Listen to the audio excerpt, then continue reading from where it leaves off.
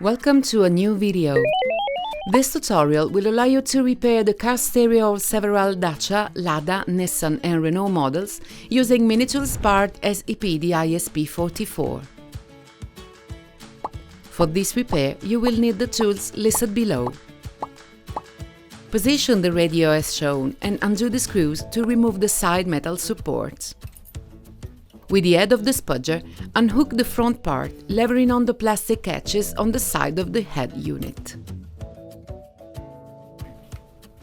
Remove the little black screws from the board and release the PCB from the plastic part. With the soldering iron with chisel tip and the soldering blade, release the metal catches. Then, turn them with the pliers. Detach the black tape blocking the FPC to the board.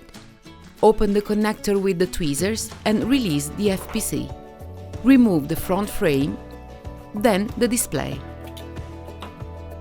Remove the protective film from the backside of the Minitools display and position it as the original was. Remove the front film as well, reinsert and secure the metal frame.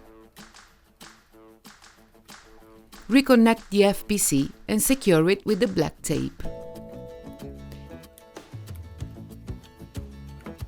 Solder each of the 4 catches of the frame.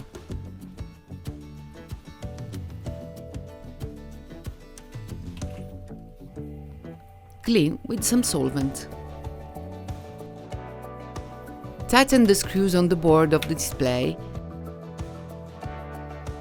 and reconnect it with the head unit. Finally, position and tighten the side metal support. Switch on the radio. Perfetto! Problem solved! Go to the online store at minitools.com to find a wide range of parts and tools for doing these repairs. Thank you for choosing Minitools.